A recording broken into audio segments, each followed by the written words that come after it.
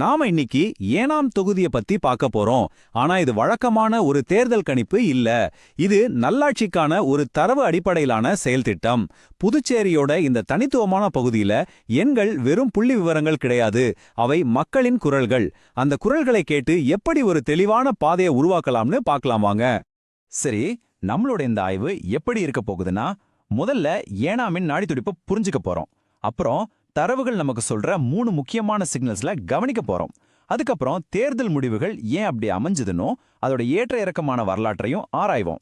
கடைசியா இந்த எல்லா தகவல்களையும் வச்சு நம்பிக்கையை உருவாக்கி மக்கள் கொடுத்த ஆணைய எப்படி ஒரு நிலையான ஆட்சியாக மாத்துறதுங்கிறதுக்கான ஒரு செயல் திட்டத்தை பார்க்க போறோம். வாங்க, முதல்ல ஏனா மண்ணோட தன்மையை புரிஞ்சுக்கலாம். இது ஒரு கடற்கரையோர பகுதி. இங்க தெலுங்கு தான் பிரதான மொழி. ஒரு காலத்துல பிரெஞ்சு ஆட்சியும் கீழே இருந்தால அதோட தாக்கம் இன்னைக்கும் இருக்கு. இங்க பொருளாதாரம் துறைமுகத்தையும் சுத்தி இருக்கிற சில தொழிற்சாலைகளையும் நம்பிதான் இருக்கு. ஒரு ஊரோட அரசியலை புரிஞ்சுக்கணும்னா முதல்ல அந்த ஊரோட நில அமைப்பு புரிஞ்சுக்கணும் இல்லையா? ஏனாம் புதுச்சேரி யூனியன் பிரதேசத்தோட ஒரு பகுதி தான். ஆனா ஆந்திராவுக்குள்ள ஒரு தீவு மாதிரி தனியா அமைஞ்சிருக்கு. இந்த தனித்துவமான புவியியல் அமைப்பு தான் அதோட அரசியலையும் வேற மாதிரி வடிவமைக்குது. மக்களோட மனசுல என்ன இருக்கு, அவங்களோட அன்றாட போராட்டங்கள் என்னென்ன, களத்திலிருந்து கிடைச்ச தகவல் படி இதெல்லாம் தான் அவங்களோட முக்கிய குறைகள். சரியான ரோட்ல ட்ரைனேஜ் வசதிகள் இல்ல, விட்டு விட்டு வர்ற உப்பு தண்ணி சப்ளை, யுவதற்கு சரியான வேலைவாய்ப்புகள் இல்ல, உள்ளூர்ல தரமான ஹாஸ்பிட்டல் ஸ்கூல் வசதிகள் இல்ல, அடிக்கடி வர்ற வெள்ளப்பெருக்கு. இதையெல்லாம் விட நிர்வாகம் எங்களை கண்டுக்கவே மாட்டேங்குதுங்கிற ஒரு எண்ணம், இதுதான் அவங்களோட கோவத்துக்கும் வாக்குப்பதிவுக்கும் காரணமா இருக்கு. 2021 தேர்தல்ல ஏனாம்ல பதிவான வாக்கு சதவீதம் என்ன தெரியுமா? 92.31%. யோசிச்சு பாருங்க, இது வெறும் நம்பர் இல்ல, தங்களோட எதிர்காலத்து மேல இந்த மக்கள் வச்சிருக்கிற ஆழமான அக்கறைக்கான சாட்சி இது. இந்த மண்ணுல அலட்சியத்துக்கு இடமே இல்ல, அத்தனை ஈடுபாடு.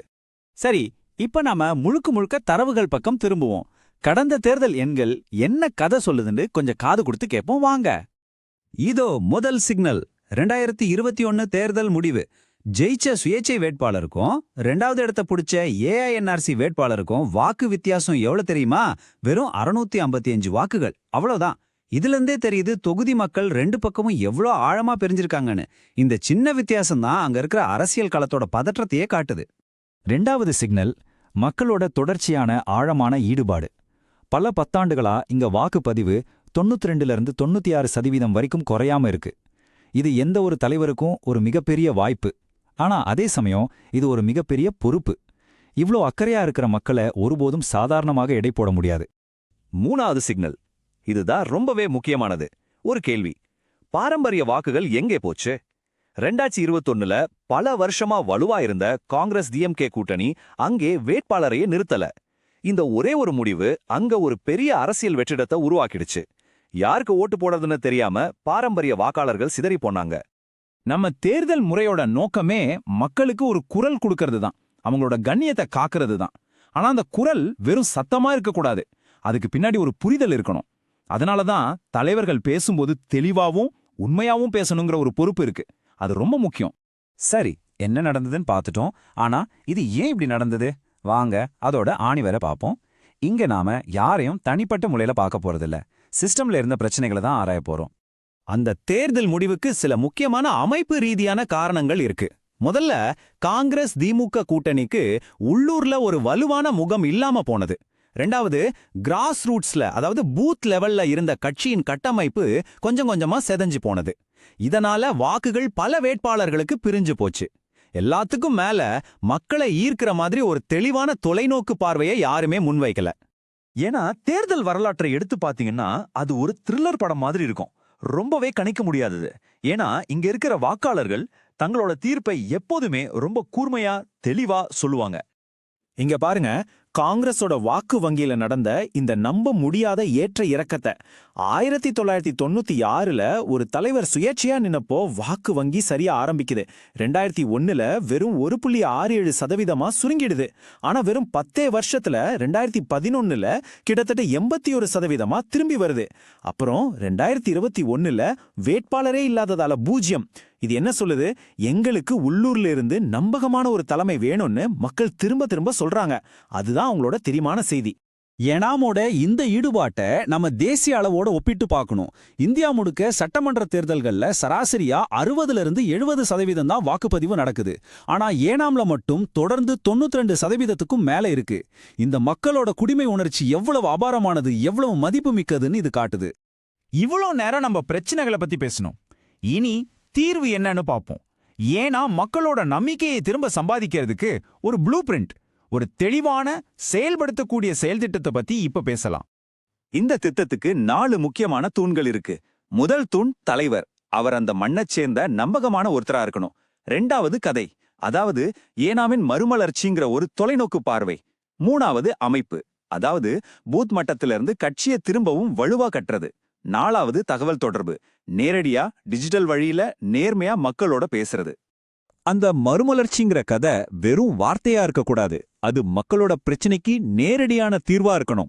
இளைஞர்களுக்கு நிலையான வேலைவாய்ப்புக்கான திட்டம், எல்லாருக்கும் சுத்தமான குடிதண்ணீருக்கான திட்டம், நல்ல சாலைகள், வெள்ளம் வராத வடிகால்களுக்கான வரைபடம், அப்புறம் தரமான உள்ளூர் மருத்துவம், கல்விக்கான ஒரு அர்ப்பணிப்பு. இதுதான் அந்த பார்வை. அமைப்ப ஒவ்வொரு பூத் வாரியா திரும்பவும் கட்டி எழுப்பணும். இதுக்கு முக்கியமான ஒரு விஷயம், பேசுறதை விட அதிகமா கேட்கணும். மக்கள் குறைகளை கேட்கறதுக்காக ஊர் ஊரா போகணும், தொண்டர்களுக்கு பயிற்சி கொடுக்கணும், உள்ளூர் சமூக குழுக்களுக்கு அதிகாரம் கொடுத்து அவங்களையும் இதுல ஈடுபடுத்தணும். இப்படிதான் மக்களோட திரும்ப ஒரு தொடர்பை உருவாக்க முடியும். சரி, தேர்தல்ல ஜெயிக்கிறது ஒரு வியூகம்னா, அந்த வெற்றியை எப்படி ஒரு நல்ல நிலையான ஆட்சியா மாத்துறது, அதுதான் அடுத்த கட்டம். வாங்க அத பத்தி பாப்போம். இதுதான் ஆட்சிக்கு போறதுக்கான பாலம். ரொம்ப சிம்பிளான ஐடியா தான். தேர்தலுக்கு முன்னாடி 90 நாள் நீங்க மக்கள் கிட்ட கேட்ட குறைகளை வச்சு உருவாக்குற தேர்தல் அறிக்கை தான் நீங்க ஆட்சிக்கு வந்த முதல் 90 நாளோட செயல் திட்டமா மாறணும். அப்போ தேர்தல் அப்ப வேலை செஞ்ச தொண்டர்கள் ஆட்சி வந்ததும் திட்டங்கள் சரியா மக்களை போய் சேருதான்னு கண்காணிக்கிற சமூக காவலர்களா மாறுவாங்க. பொறுப்புணர்வை இப்படிதான் உருவாக்க முடியும். இன்னொரு முக்கியமான விஷயம், இன்னைக்கு இந்தியால தரவு பாதுகாப்புக்குன்னு தெளிவான சட்டங்கள் இருக்கு. அதாவது ஒரு குடிமக நம்ம கிட்ட ஒரு தகவலை பகிர்ந்துக்கிறாங்கன்னா அதை ரொம்ப கவனமா கையாளணும். அவங்க சம்மதத்தோட அவங்க எதுக்காக கொடுத்தாங்களோ அந்த நோக்கத்துக்கு மட்டும்தான் பயன்படுத்தணும். இது வெறும் சட்டத்தை மதிக்கிறது இல்ல, அந்த குடிமகனையே மதிக்கிற செயல்.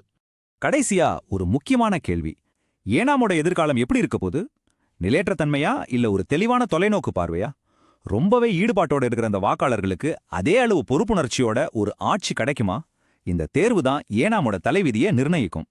நீங்கள் மக்கள் மைய தலைவராக மாறி உங்கள் தொகுதியை மேம்படுத்த விரும்பினால் blueprintstrategies.ai mgr@blueprintstrategies.ai என்ற மின்னஞ்சலிலோ அல்லது 080420416002 என்ற எண்ணிலோ தொடர்பு கொள்ளுங்கள். அரசியலுக்கு அப்பாற்பட்ட ஒரு நோக்கம்.